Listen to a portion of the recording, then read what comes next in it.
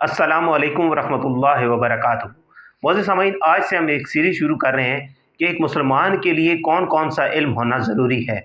उसकी सबसे पहली वीडियो है ईमान। मोअज़्ज़िज़ सामीन, इस वीडियो में हम जानेंगे कि ईमान क्या है और उसके कितने अरकान हैं। तो आइए वीडियो शुरू करते हैं। ईमान क्या है? ईमान किसी बात पर यकीन करना और उसकी तस्दीक करना, ज़बान से तस्दीक करना, दिल की गहराइयों से उसको मानना और उसको अमली जामा पहनाना, उसको अमल करके दिखाना, ये ईमान कहलाता है। जैसे कि अल्लाह ताला कुरान करीम में इरशाद फरमाते हैं कि ए ईमान वालों, अल्लाह पर, उसके रसूलों पर और वो किताबें जो उसने अपने रसूलों पर नाजिल की उन पर ईमान लाओ। ईमान के अरकान, नबी करीम सल्लल्लाहु अलैहि वसल्लम ने ईमान के 6 अरकान बयान फरमाए हैं। नंबर 1, अल्लाह पर ईमान। हमारा ये यकीन होना चाहिए कि अल्लाह एक है, सिर्फ उसी की इबादत करनी चाहिए और किसी को उसके साथ शरीक नहीं ठहराना चाहिए। नंबर 2, फरिश्तों पर ईमान। हमारा ये ईमान होना चाहिए कि अल्लाह की एक मखलूक जिसे अल्लाह ताला ने नूर से पैदा किया है, वो फरिश्ते हैं और वो अल्लाह के हुक्म से काम सरअंजाम देते हैं। जैसे हज़रत जिब्राईल अलैहिस्सलाम वही लाते और हज़रत मीकाईल अलैहिस्सलाम बारिशों पर तैनात हैं। नंबर 3, अल्लाह की आसमानी किताबों पर ईमान। हमारा ये ईमान होना चाहिए कि अल्लाह ताला ने अपने नबियों पर जो किताबें नाजिल फरमाई हैं, जैसे तौरात, ज़बूर, इंजील और आखिरी किताब कुरान पाक, जो नबी करीम सल्लल्लाहु अलैहि वसल्लम पर नाजिल हुई। और ये ईमान होना चाहिए कि कुरान करीम में जो जो लिखा हुआ है हर्फ बहर्फ सच और हक है।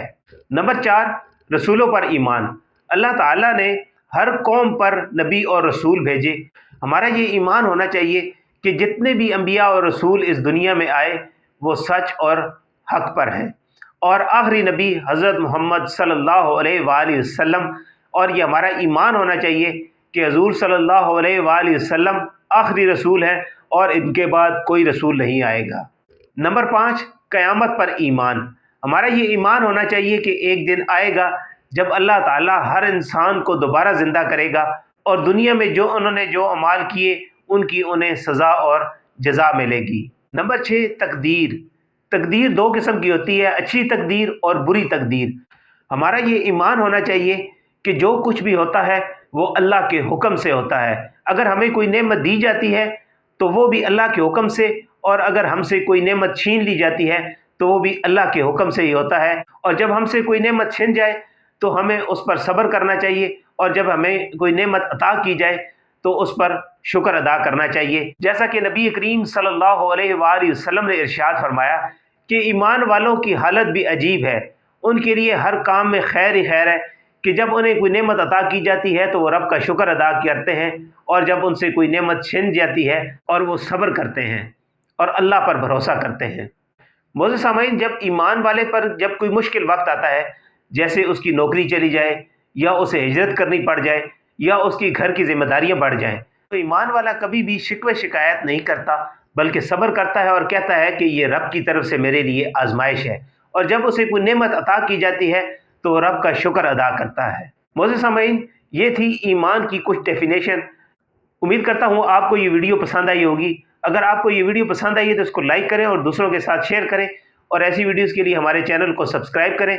हमारी वीडियो का अगला मौजू होगा अल्लाह पर ईमान, जिसे हम तफसील से जानेंगे। तो इसके लिए चैनल को सब्सक्राइब कर लें और बेल आइकन को भी प्रेस कर लें ताकि हमारे आने वाली नई वीडियोज़ आप तक पहुँच सकें। अपना और अपने इर्द गिर्द के लोगों का बहुत सारा ख्याल रखिएगा। अल्लाह हाफिज़।